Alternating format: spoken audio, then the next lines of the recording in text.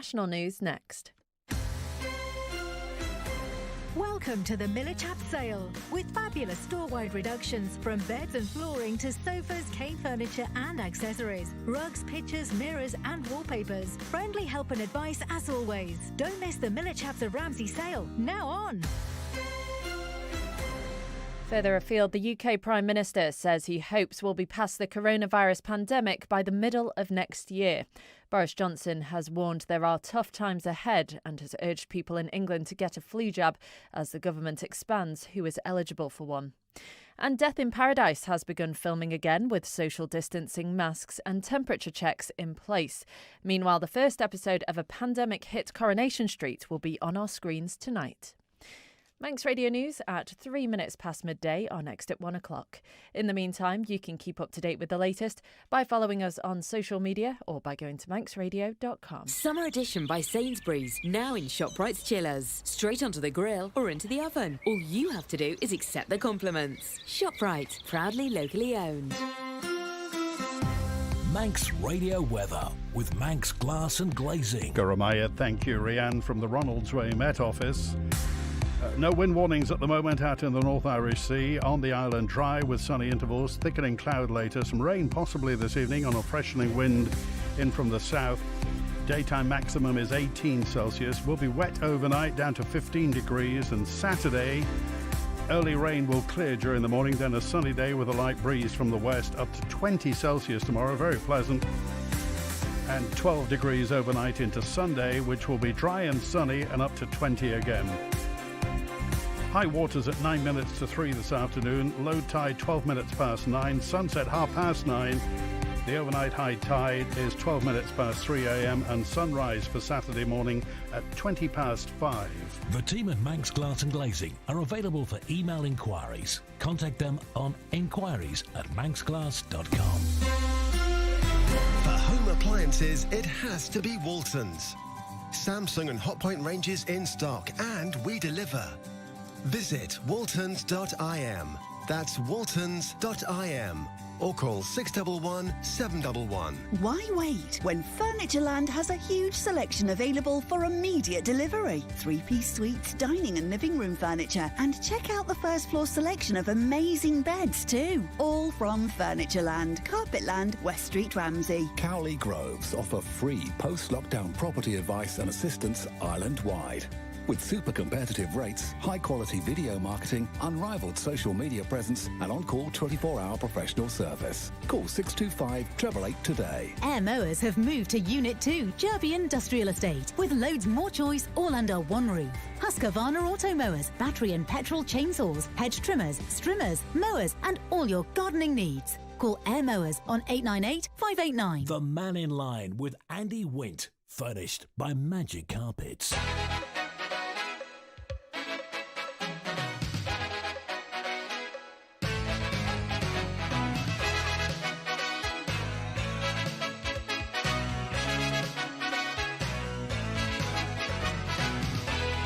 Good afternoon, it's 6 minutes past 12. This is Manx Radio and this is the Mannin Line.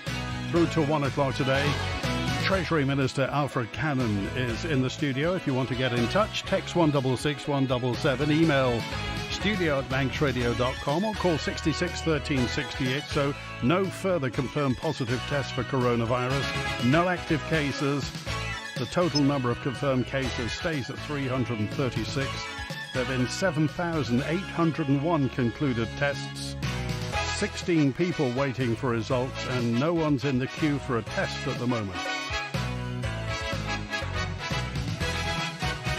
So, Alfred Cannan, it's been a long week, a long Tynwald, and my word, we are in a place, compared to where we were, how does Treasury view where we are now? Well, we've delivered our budget update. I mean, clearly the island's position is materially changed in terms of our fiscal position, our fiscal plans. We are dealing with a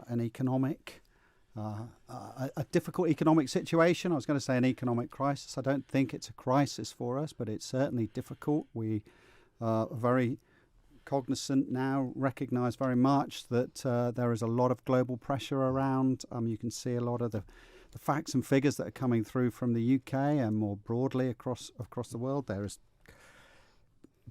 definitive evidence now that the globe is in a recession, heading potentially for a depression, and there's going to be a lot of work to do over the next 12 months and beyond to correct the position. Our focus now, number one priority, is to do as much as we can to protect the economy. We've got to drive jobs, we've got to drive opportunities, and we're gearing up for what could be a difficult 9 months. But I think the focus for us now will be, we're going to create a new economic recovery group that will meet for the first time next week, start to put the detail around the package, the £100 million that we've said that we have available to try and support the economy, drive jobs, drive opportunity, and take everybody through till next March, next April, when I hope there will be some form of normality and we'll at least have the opportunities going again with the tourist market for the domestic economy. You gave the statement on Tuesday, the interim budget on Tuesday.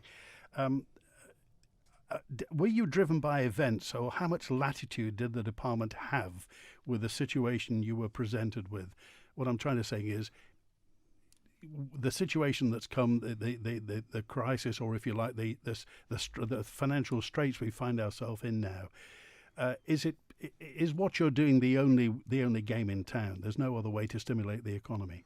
Well, both history will be the judge, and I'm sure that other people may have other views in terms of what we're doing. We were presented with a crisis situation in March. Right from the word go, it was pretty clear to us that there was going to be an economic crunch coming and there were going to be problems. I think the scale of that became clearer and clearer week by week, and I think, as I said in my speech, that it was Flybe. Once the Flybe had collapsed, really brought home, I think, to the island and to Treasury that we were in a crisis at that point in terms of what we needed to do and in terms of the need then to react.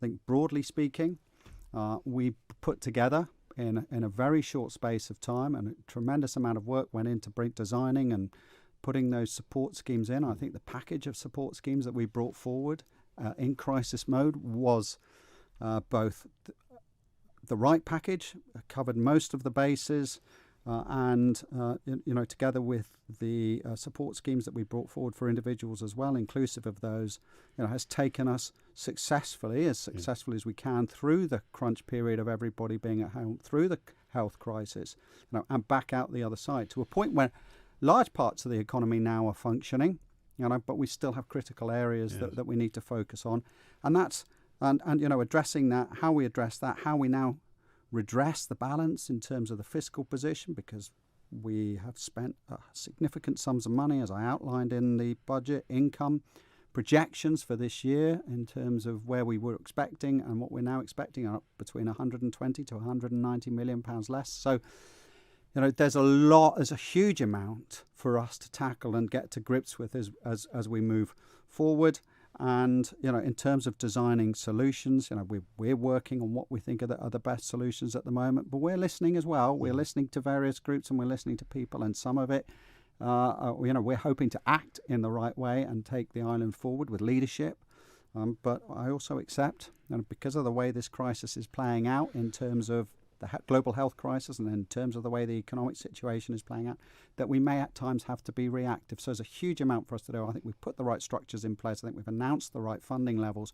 We need to add the detail to that, and we need to deliver on our promises. So what is the situation with MIRA at the moment? What's going to happen now? So all the support. So we've had these direct support schemes as part of the packages, Andy. So in the support schemes we had indirect support in which the taxpayer was underwriting bank lending.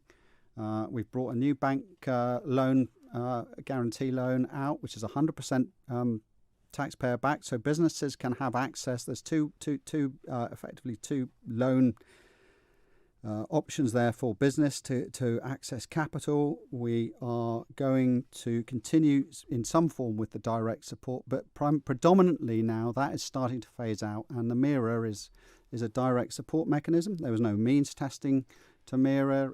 There was really very little in terms of applications. We just simply took people at face value, and we gave that support mechanism if they were out of work. But you can't just continue to pump taxpayers' money into these direct support schemes that are unchecked.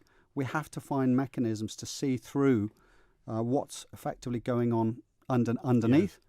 Out of the 1,500 now, well, less than 1,500 people who are getting MIRA, really need to see how many of them can get back to work, have got options to get back to work, how many of them are genuinely unemployed.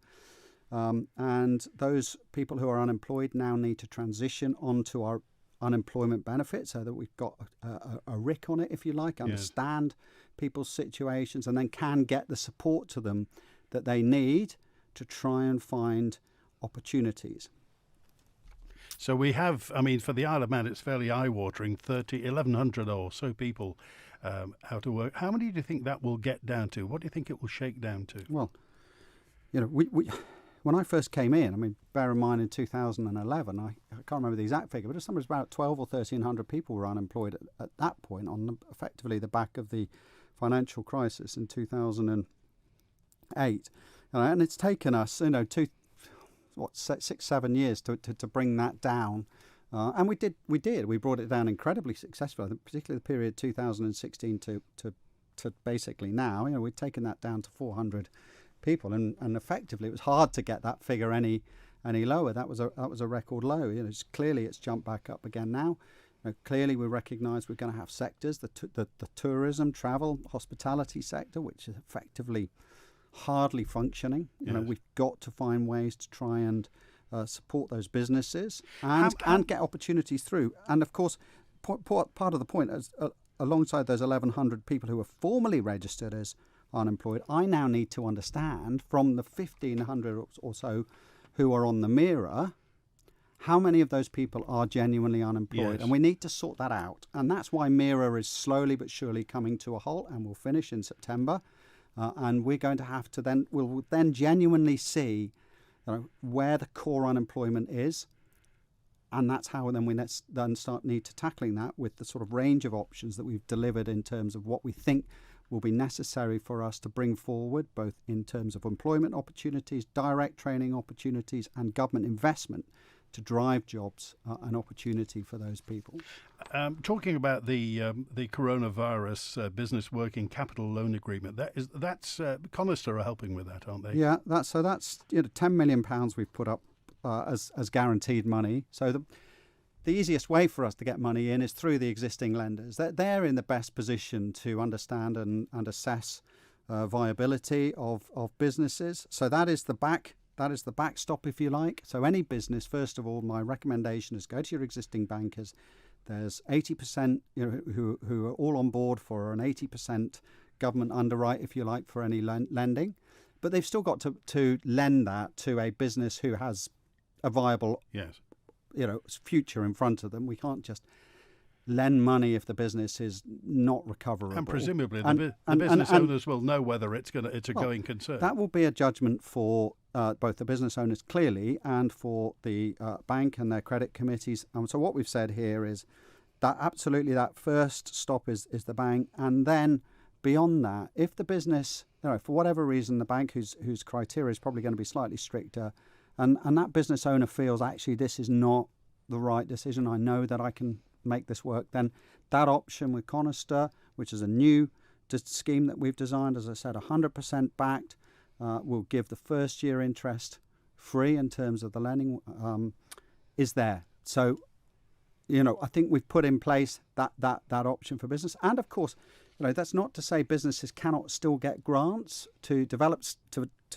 their businesses or change their business models. They still need to go and speak to the Department for Enterprise, who may well have that funding available for them, depending on what's being presented and or whether they fit into the framework of existing schemes. So there's quite a lot out there actually, but businesses, obviously, banks, and if they're really struggling and they're trying to understand more about whether there's an opportunity for them to redesign their business or they think they can create a new opportunity, they should definitely speak to the Department for Enterprise, who are all ears at the moment in terms of trying to understand their ability to help people. You were instrumental in the purchase of the steam packet, weren't you? Very much so. Okay. Yeah. How would you feel about underwriting an airline? Well, I think, Andy, the travel situation obviously is very much at the top of our agenda. I mean, as well, the borders situation, what's happening in terms of travel.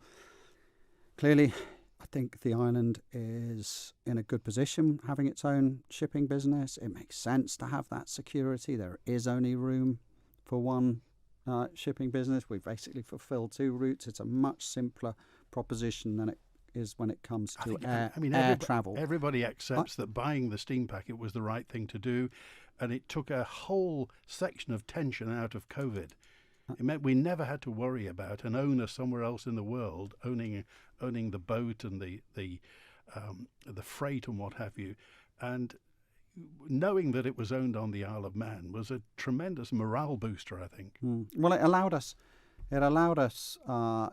to effectively properly manage the situation in terms of getting core supplies to the island, because the airlines effectively had collapsed, all the routes. I mean, we have kept some airlines going on a skeleton service. There's still some activity there. The key consideration for us now is, what is air travel going to look like? How quickly can we get and EasyJet back, for example, and are they willing to come back, and in what capacity? So we will have a question hanging over air and air security in terms of travel. But for us to rush in at this stage and make a decision to buy an airline or invest in an airline, I think is probably an unnecessary move. Whilst we've got the summer and the autumn to come, and we've got the security of the sea service. Do you think it's the end of open skies, though, for the future? Do you think these things will have to be looked at, Andy? I think I take a very practical view on these things. I think we have to look at the strategic situation. I'm not that keen to invest taxpayers' money personally into air travel. I think that's much better run by privateers, by private industry. But by the same token, if there is a strong argument in the future that the island will now benefit from having secured air travel via either a share or a whole share in an airline, then we will carefully consider it. But look, there's a lot of huge amounts of commitments here that will need to be considered and looked at, and our fiscal position now, in terms of our fiscal plans as well, are very much now going to have to be reshaped, both next February in terms of the main budget and also the February after.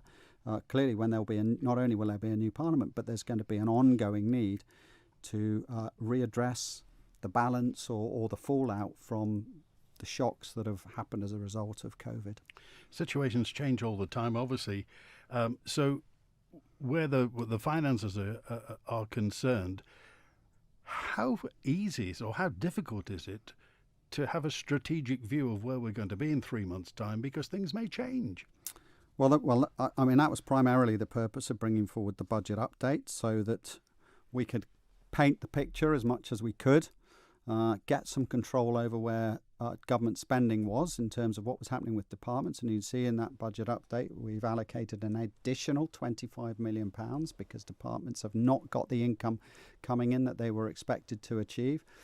And we also painted what we thought was a scenario for government income in terms of the impacts that we would have felt from primarily, obviously, the economy, and also where we've had to effectively step in and offer business the ability to delay their payments. And we did that obviously predominantly with VAT, but of course we've also said to business during this period, if they've got problems and we can assist in terms of understanding how we can work with them to deal with their statutory debts or statutory payments, then we will.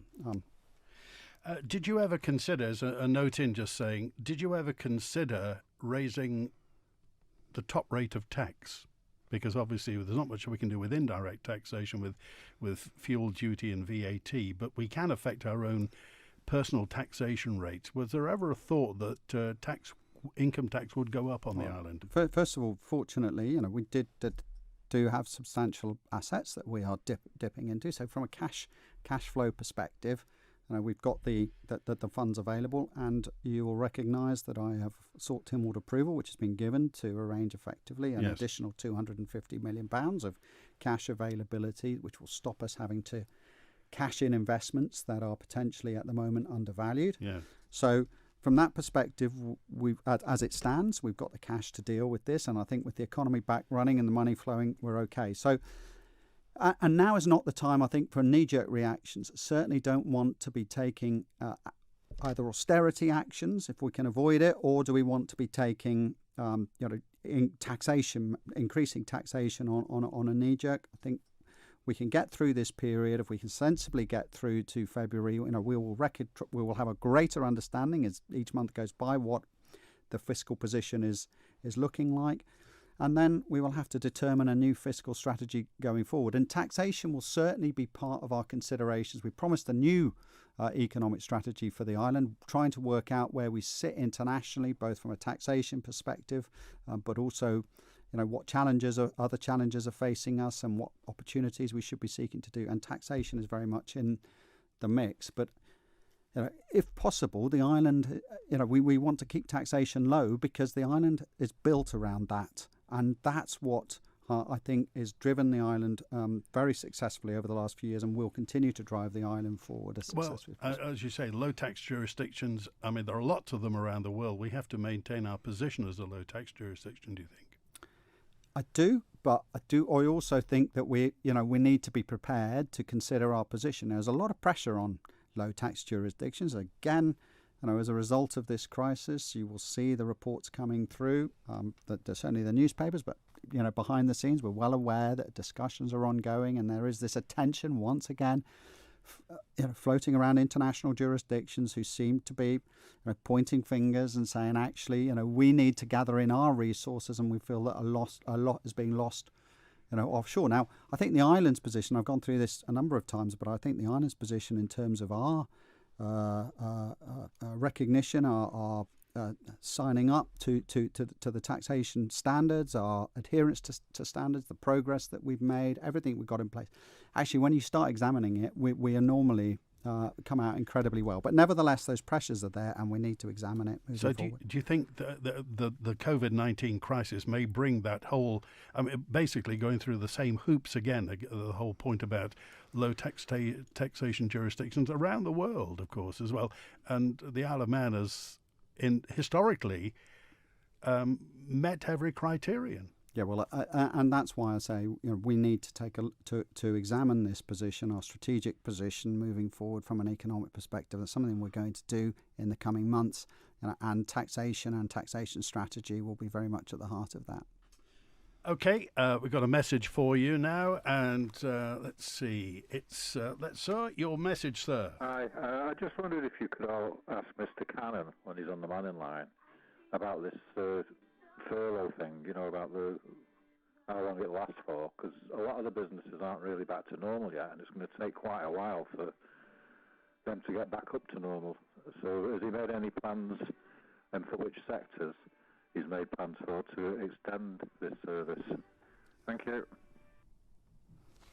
Yeah, well, thanks very much for that question. As I think we just sort of covered that before, Andy. The furlough, well, it's not a furlough scheme, it was actually a salary support scheme. But the salary support scheme is tapering off.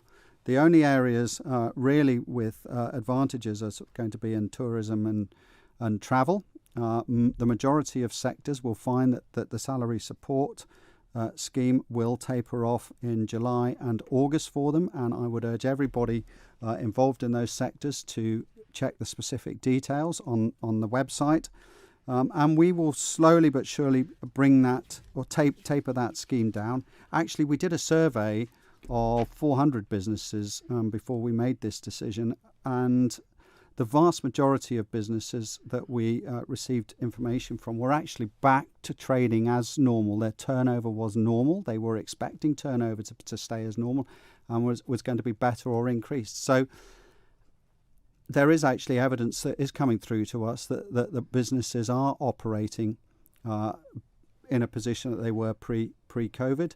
I accept there's still sector-specific issues, and we're going to continue to look at that. But Andy, we have to accept in these difficult situations that we're coming into that the government cannot support every single business and every single circumstances. Part of the problem of putting direct support in the way that we were, and there were qualifications around that, i.e. a business had to have 25% turnover, you actually start potentially to distort the market, giving support to businesses in competition with each other, one who's getting support, one who's not, or you're sustaining jobs that are actually not there. In other words, the business has already decided that they're going to change direction or reshape themselves.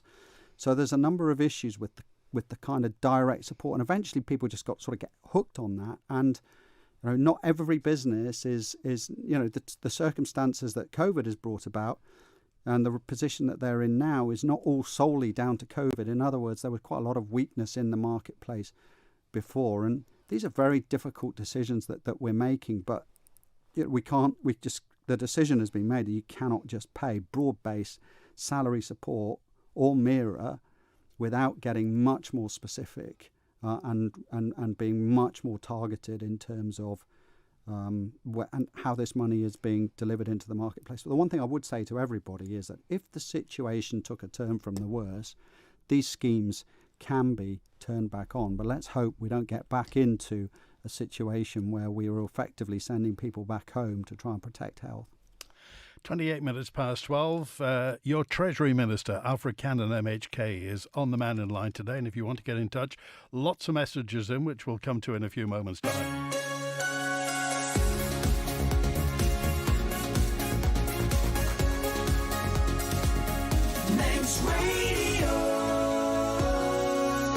The only private school on the island is opening a nursery. Yay! King William's College is welcoming little ones from the age of 2 to the Buchan School from the 1st of September. At the Buchan Nursery, children will receive a fun and unique blend of learning through play and high-quality early years education. They'll enjoy a range of activities, including Buchan bushcraft, music, swimming, French and more, including a sensory room and a STEM studio. To register your child, call 820-110 today. Most worthwhile things in life need care right from the start. At Moore Stevens Business Sense, we know that from experience. We've coached 150 startup businesses. Our suite of services supports the very personal needs of those courageous individuals who set out in businesses of their own. Yes, we're part of Moore Global, operating in more than 110 countries, but we understand that big or small, business requires the personal touch.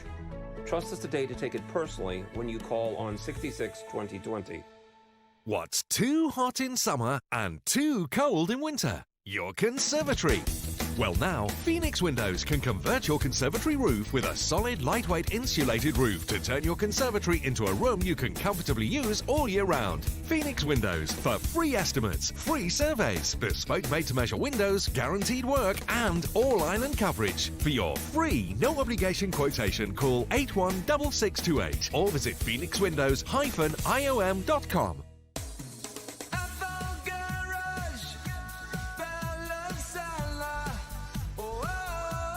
At Athol Garage, we've a fantastic offer available this month. Every car sold comes with a free 3-year service plan.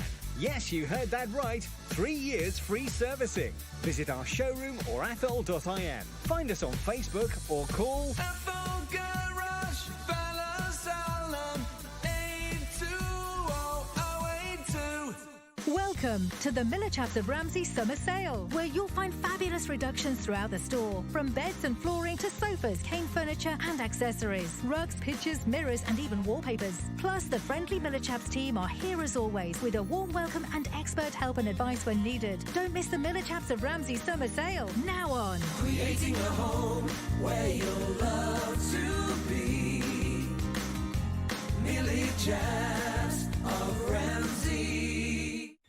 With everything that's going on around us, there's a pleasure in store. An invitation to choose a case of 6 of the same great wines from around the world and only pay for 5. Starting at £35 for 6, to the ultimate.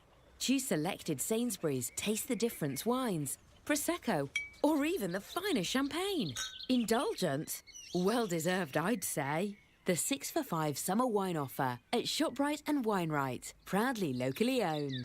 The winning continues next week on Manx Radio when we have another huge prize to give away, a 7th generation iPad from Manx Telecom. Each day from Monday through to Friday, we'll have a pixelated picture on the Manx Radio Facebook page of a mystery island location. And when we open the window of opportunity and give a short clue, you'll have 5 minutes to text your answer. We'll then do the prize draw at the end of the week on The Late Show with Stu. So make sure you like the Manx Radio Facebook page and make sure you're with us all next week on the Nation station when an iPad from Manx Telecom could be yours. The Mannin Line with Andy Wint, furnished by Magic Carpets. Treasury Minister Alfred Cannan is with us today.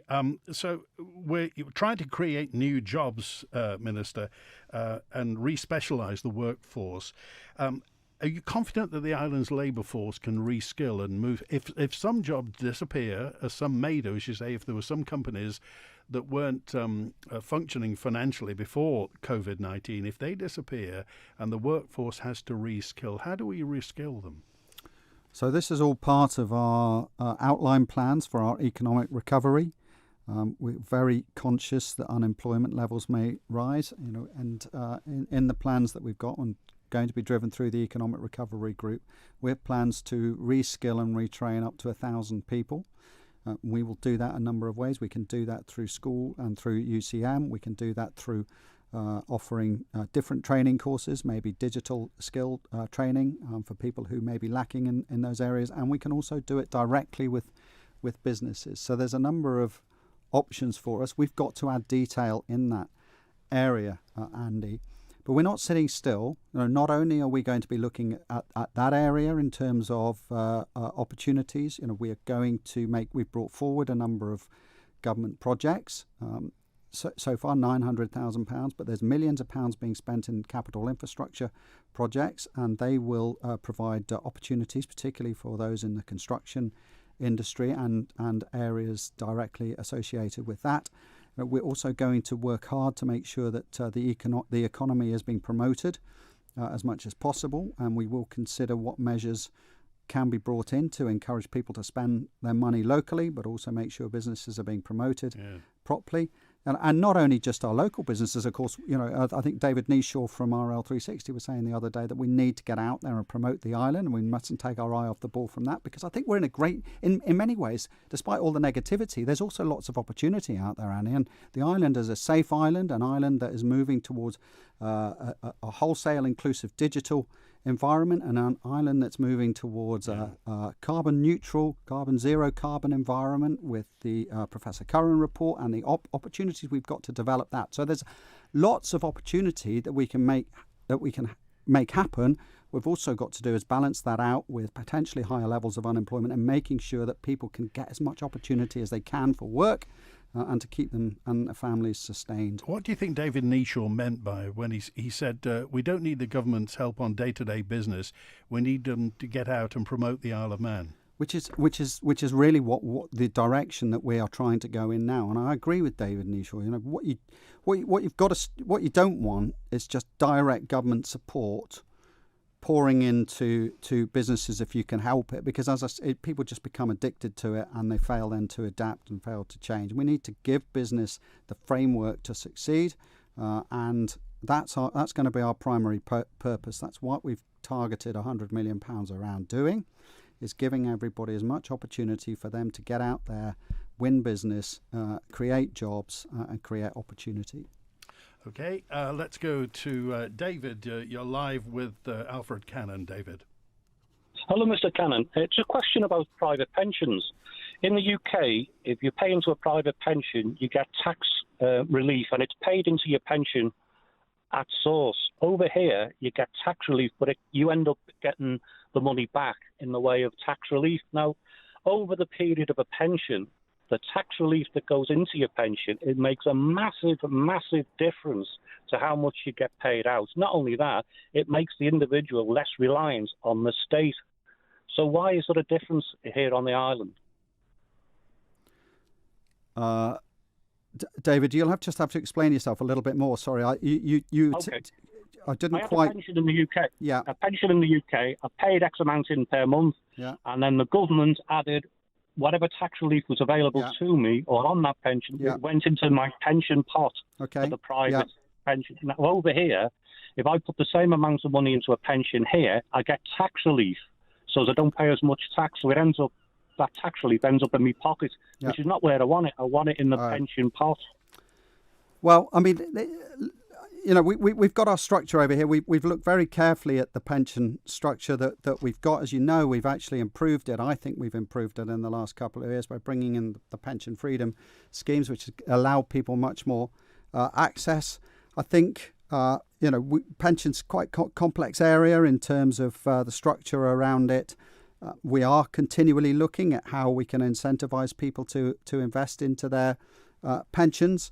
But that's the structure at the moment, and I guess there's always a variance. But ultimately, you as an individual, I expect, can choose to invest more into your pension if you wish. Okay, all right, David. Thanks for that. In fact, we got another David now. Hello, David. Hello, Andy. Yes, David. You're with Alfred Cannan. Yeah, a question for the Minister, if I may. This week, Minister, we've seen our teachers being awarded the same pay rise as their counterparts in England. 3.1%. I understand 1.1% of that award is going to have to be met by the department through efficiency savings, etc. However, what I want to come to is the statement issued by your colleague, Minister Allinson, on the 14th of July, where he said that the unions, in addition to any award they get this year, are seeking a further 9% spread over 3 years, plus an unconsolidated lump sum equating to £1.75 million for the upper leadership pay scales. So my question to you is, can you confirm that 9% and lump sum demand is totally unacceptable? Well, I'll leave teacher negotiations to Dr. Allinson and the Minister, but I will say this. First and foremost, the department are having to pay for that award, and they've got to find the money. All the departments in the budget this year were given a 2% allowance for pay. Anything above 2% they've got to find, and I made it expressly clear yesterday to Dr. Allinson that he would have to find the money in his department. The situation, David, has fundamentally changed now. And the teaching unions have got to get their heads around the fact that COVID-19 has altered completely the fiscal position of the Isle of Man government, and that we are in a period of great uncertainty. My advice to them and to everybody right now across the public sector, who I think we have made progress with in the last 4 years, but now we need to knuckle down, do the very best we can in terms of delivering public services. And it's going to now be the budget next year before we are in a position to understand where pay sits. But, when we've got a situation where the private sector is struggling day to day in large quantities to keep their businesses alive, restructure their businesses, keep people employed, where people are having to take pay cuts and where we're facing large-scale redundancies, it is going to be unacceptable to find public sector pay union and bodies determining awards that are clearly going to be unmanageable. Well, I just say as a parent, Mr. Cannan, I totally support that position. I think it's the right decision. I, as a parent, am getting rather fed up with the teachers bleating about cost of living, etc. It affects us all in the same way. We're all in this together. That's a horrible phrase to use, but we are in this context. And please be robust with them. Well, I will give you that assurance, David, because my priority, Treasury's priority, the priority for many of my colleagues who I work on a day-to-day basis with, and from a political perspective, is the economy. Right? We are focused on keeping the economy, the economic conditions on this island sustained now for however many months this is going to take until we can actually get some relief going in terms of having the borders open, getting domestic economy going, etc. The delivery of public services, and there's a huge amount of well-paid professionals doing that. They have got to get on now and focus on delivering that. We saw across the public sector in many areas huge positive reaction to the COVID crisis. I'm incredibly impressed with so many people, and the teachers and teachers' unions now have a huge job to do. They need to knuckle on and get that done, because there's a lot of catching up to do. And we've got children coming through now, GCSEs next year, the A-level groups for next year. They need a lot of attention, and I'll be incredibly disappointed if we don't see the teachers knuckling down. And let me just carry on, Andy. I mean, I don't want to paint everybody into the same brush, because often you find one or two aggravators, and actually the truth is people just want to get on and do what they're being asked to do. And there are some really good, positive teaching staff out there, but unfortunately some of this language at the moment is distorting the situation. And I really do think they need to knuckle down now and get on with teaching our children. Okay, thank you, David. Thank you. Good to talk to you. We're with Alfred Cannan, MHK. The hospitality sector is something you've talked about quite a lot. I think you mentioned something about hospitality assets need to be retained for when we come through this. In terms of GDP, the hospitality sector is not enormous, and yet it, in almost inverse proportion, affects everybody. Most people like to go out and blow off steam. So how do you retain hospitality assets? Because lots of them have been hit inordinately in the past 4 months. So, obviously there is a critical area here of concerns, particularly around accommodation and accommodation providers who have absolutely no business in some instances. I mean, there is a bit of staycation going on.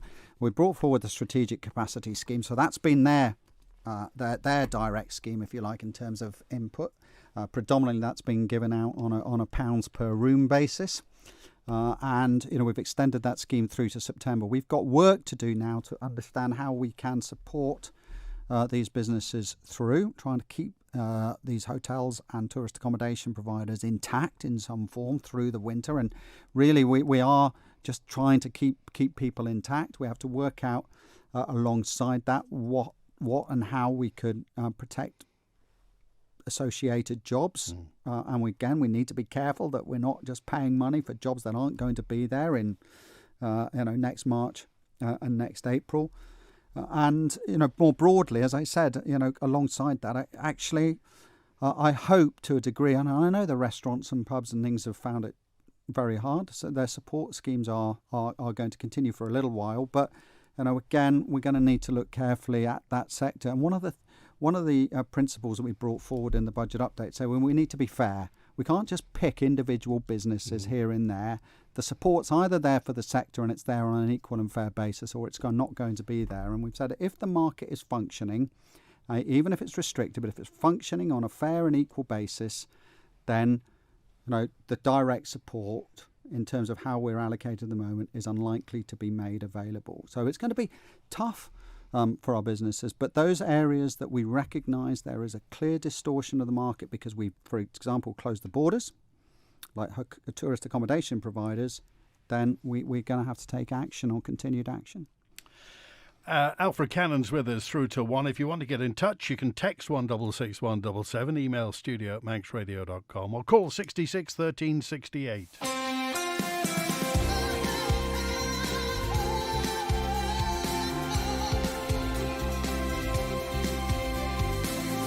Manx Radio.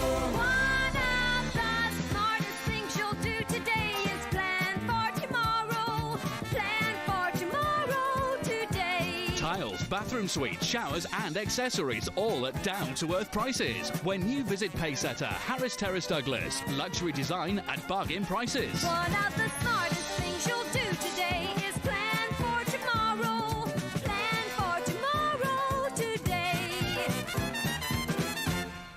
At NFU Mutual Douglas, we believe in having real conversations with our customers. That's why we know our customers prefer car insurance they can rely on. We understand customers, and unlike some others, we don't charge admin fees for making changes to your policy. With NFU Mutual Douglas, your no-claims discount is protected if you're hit by an uninsured driver. Terms and conditions apply. We also include RAC breakdown cover as standard if you break down more than a quarter of a mile from home and the total recovery distance is less than 20 miles. These are some of the reasons we are the Which recommended car insurance provider. If you'd like to have a real conversation about quality car insurance, call our team today on 674 191.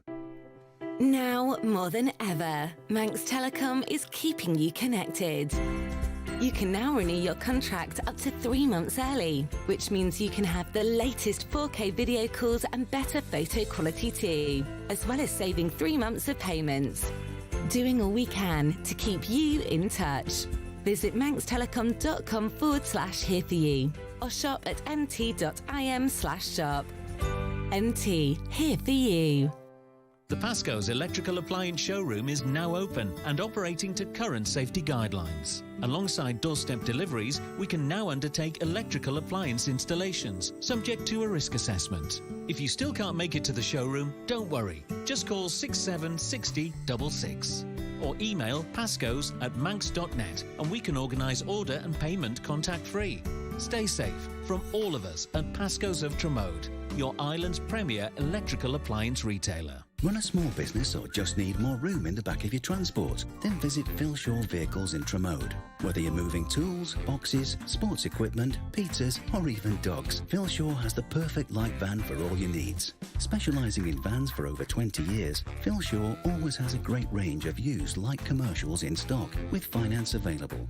Call into Phil Shaw Vehicles on the Tremode estate. Call 49 51 49 or see the range at philshawvehicles.in. Going back in time on the sounds of the nation, it's the Caroline Flashback. Later in the day, the town would be invaded by about 5,000 mods and rockers. You're listening to Carnaby Street. President Kennedy died at 1 p.m. Central Standard Time. Chris Williams. This is the medium wave service of Manx Radio, the first ever station to be authorised to broadcast in the medium wave band with a local commercial service for the people of the Isle of Man. Saturday mornings, 8:30.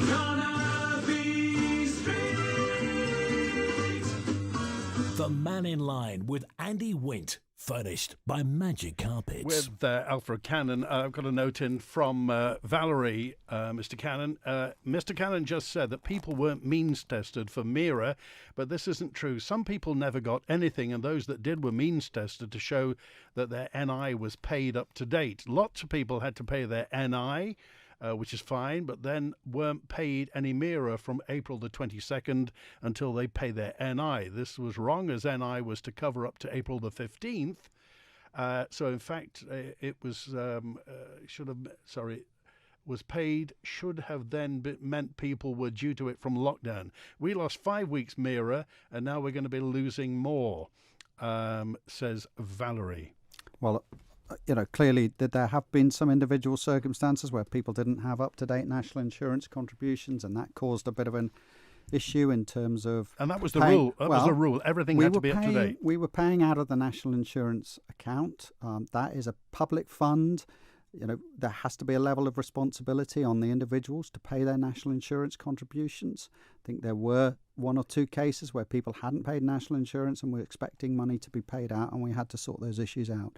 But look, broadly, Andy, I mean, the point is now, just to reiterate, we now need to understand what is actually happening. We can't just pay out MIRA on an endless basis. We have to start tapering it down. To us, seem the most reasonable, logical way to go.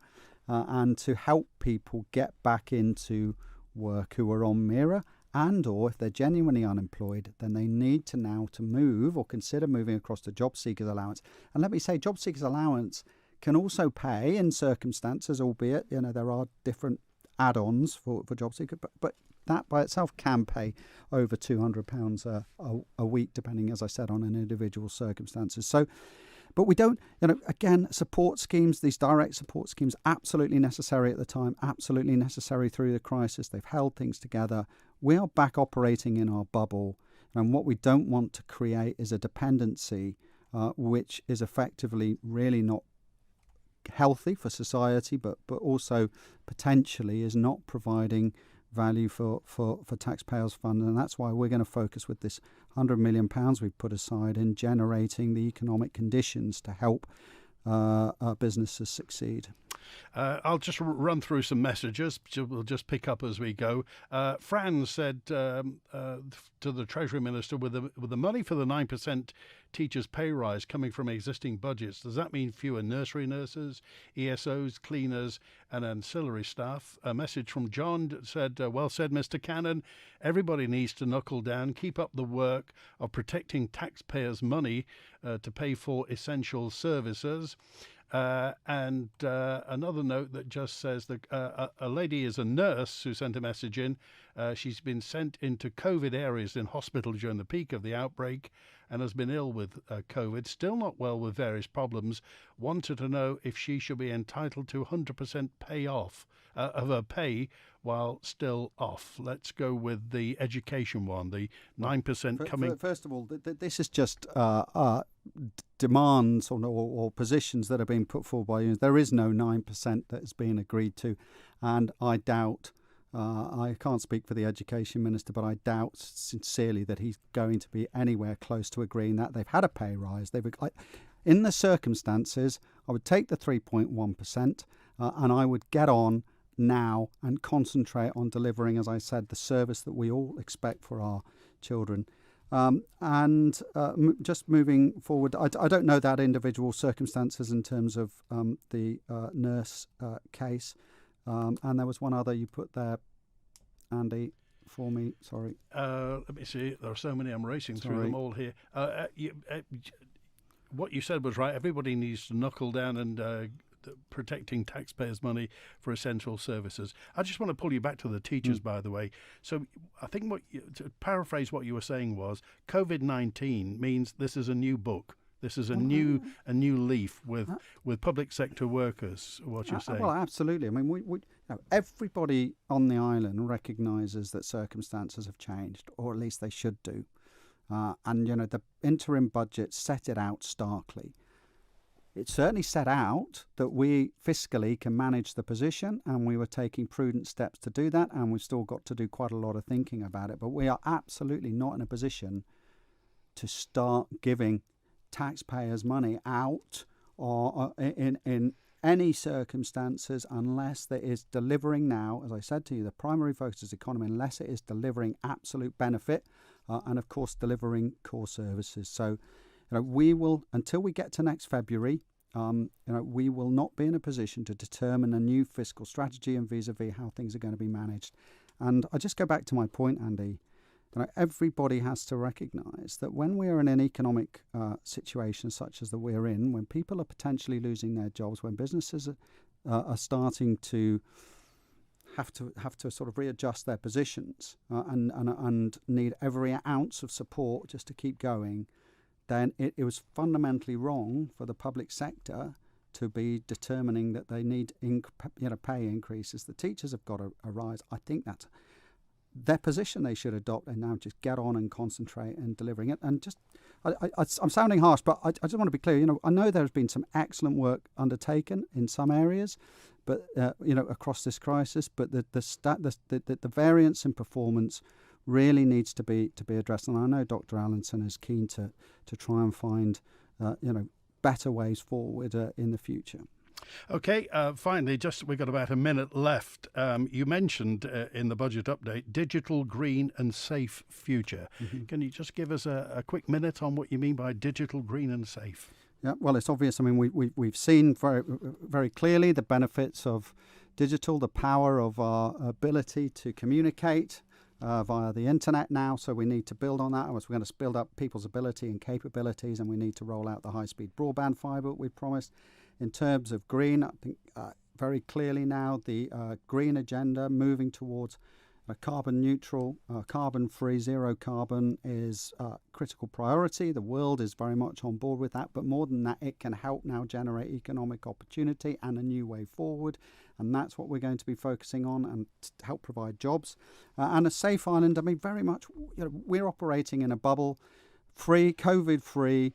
We've got our health. We're able to operate our economy. We're able to see our friends. We're able to see our relations if they're here on the island.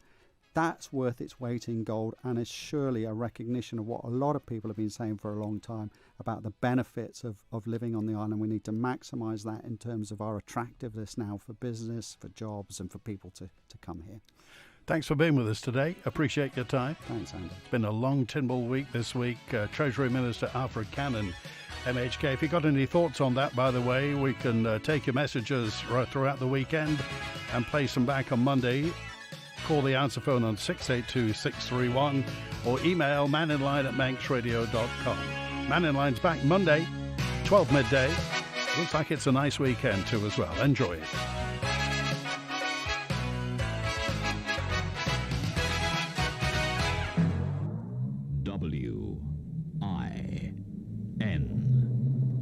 At Recruitment Works, we have a